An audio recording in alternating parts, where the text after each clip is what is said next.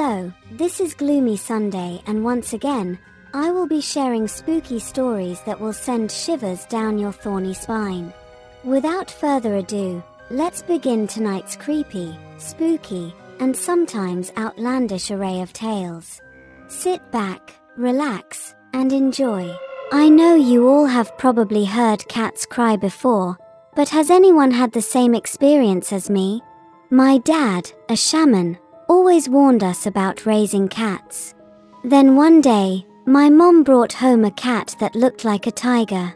It lived with us for a couple of years and had kittens that were pretty cute because they looked like little tigers. When the kittens got older, they'd fight constantly at night, and you could tell because they made that high screeching rare sound. Anyways, at the time, we had an aunt who was battling cancer. She was constantly in and out of the hospital. Every time my uncle called my parents to go over because she might pass away, the kittens would fight. They didn't make the high rare sounds but baby cries, and they'd scratch our screen door. Keep in mind, these are not house cats. We never let them in. Every night my parents would go over, they wouldn't come back until 2 or 3 a.m., and the cats would fight until they returned. There were a few times they fought all night. This happened 4 or 5 times until my aunt passed away. The night my aunt passed away, my parents had already gone to her to watch and take care of her until about 11 or 12 p.m.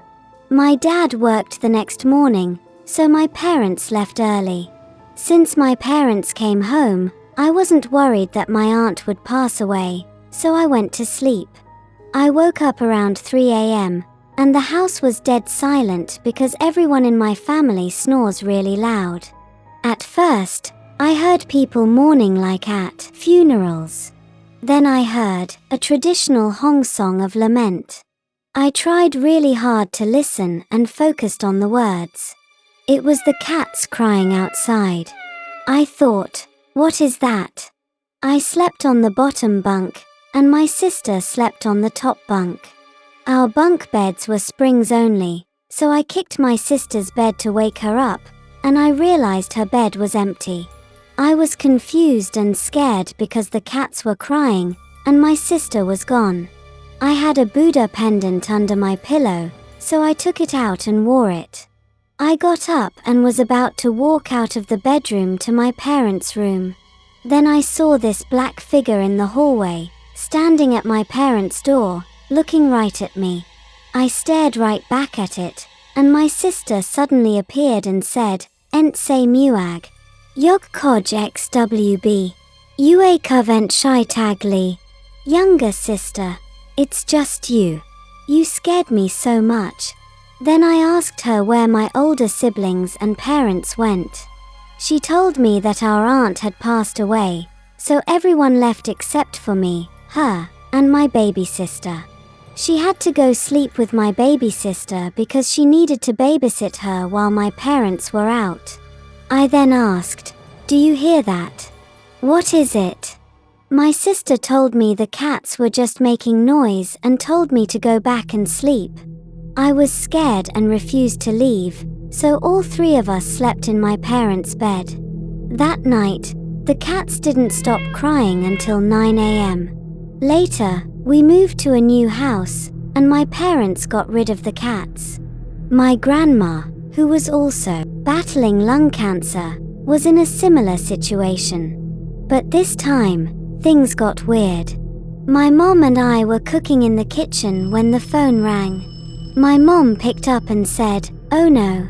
Your dad and I have to leave right now. Grandma isn't going to make it." She called my dad to come home from work, and we continued cooking.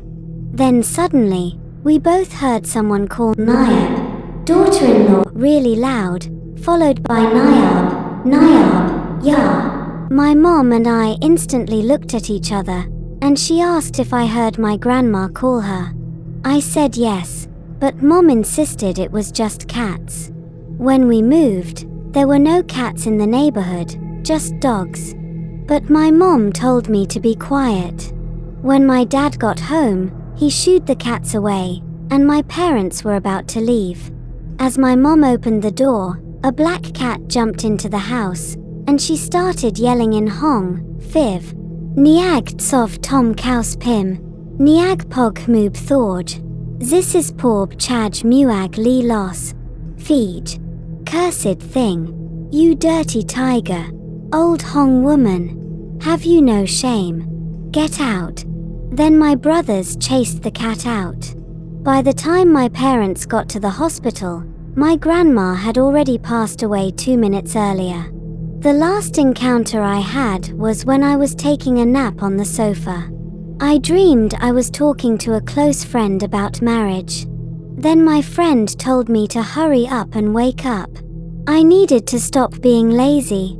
I forced myself awake, and it was 3 a.m. I lay there playing on my phone when I heard cats crying again. It sounded exactly like a baby crying. I thought it was my baby nephew crying in my brother's room, so I got up to get him a bottle. I was standing in front of the microwave, heating the milk, when I saw my reflection in the microwave. I noticed a figure fully clothed in black. His face was wrinkled and burned, with a T-shaped mark on his forehead. I closed my eyes, waiting for the microwave to beep. As I waited, I felt something coming up behind me. I got scared and pretended to fall asleep standing up, hoping it would go away. Then I felt a hard tap on my left shoulder, not a tap but more like a finger pressing down. When the microwave beeped, it stopped. Then I remembered my nephew wasn't even staying over that night. My sister-in-law had already picked him up after work. I started panicking and felt paranoid. I turned off the kitchen lights and ran to my room, slamming the door behind me as I jumped into bed. I found my sister sleeping in my bed because she said she saw me in the kitchen with a guy who had a burned face. I told her to go back to the top bunk, but she refused because she said that whenever she couldn't sleep, there was a woman on the ceiling staring at her and making faces. That night we slept together in my bed.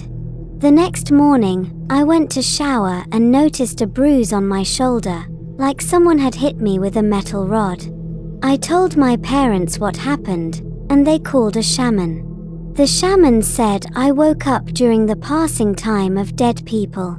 What I saw was the messenger of death. A couple of weeks later, I got really sick and fell unconscious for a whole day. When I woke up, I was in the hospital, covered in red and white strings, with one from a high Buddhist monk that I still keep with me. I have to say, after everything that happened, I gained a sixth sense. Sometimes I can see dead people, and other times I can sense their presence. I actually love animals, especially cats, but this story makes me side-eye my own cat. Some people believe that cats have paranormal abilities, such as seeing ghosts or sensing impending tragedy.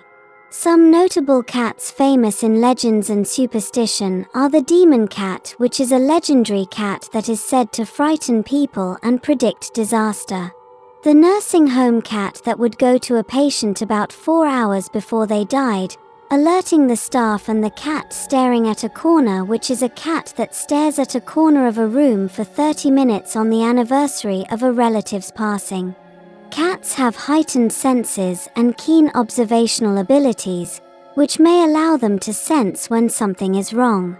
They can also see better in dim light and at night, and have a sense of hearing that is 6 to 8 times better than humans.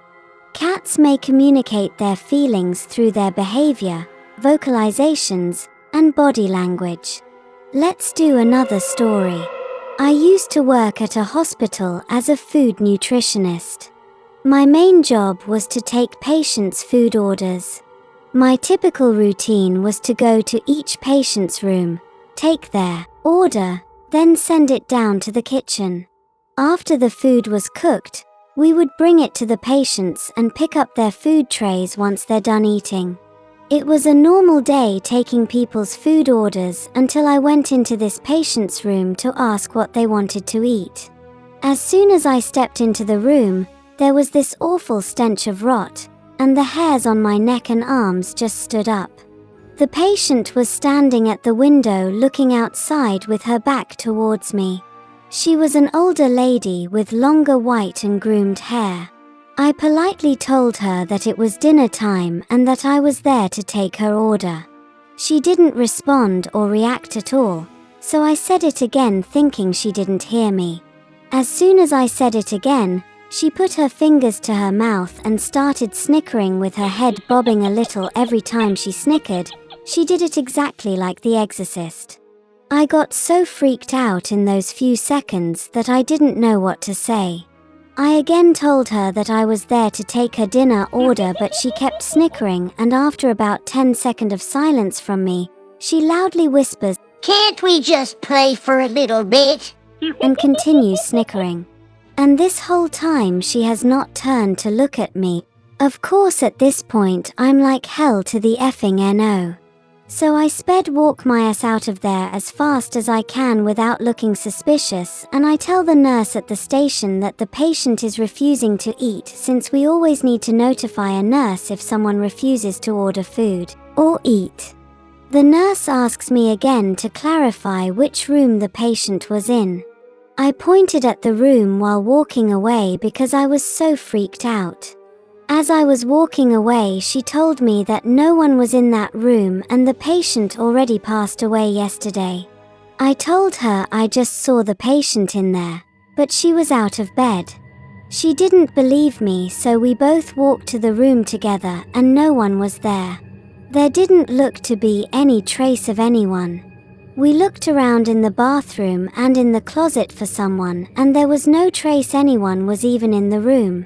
The nurse asked me to describe the woman, so I did. She confirmed it looked like the lady who died the night before and said that the old lady loved to play hide and seek with her grandkids and always snickered like that when she was going to go find them. I got so freaked out that I left for the day after that. That is so freaky. Seeing, hearing, or sensing someone who has passed away is a normal experience that can be comforting or disturbing. It's sometimes called a bereavement hallucination. Here are some possible reasons why you might see someone who has died. Wishful psychosis. Sigmund Freud's concept of wishful psychosis in grief suggests that people who have lost a loved one may temporarily conjure visions of them. Processing emotion. Dreams about seeing a deceased person alive can be a way to process grief, find comfort, or seek closure. Symbolic representation. The deceased person may represent certain qualities or traits that still resonate with you. Spiritual beliefs. Some cultures and religions believe that loved ones can continue to reach out through dreams, signs, or other subtle ways. Random. Some experts say that dreams are random and may be your brain processing information to make sense of it. I hope you enjoyed our spooky and strange stories. Join us next time for more. Take care and boo-bye.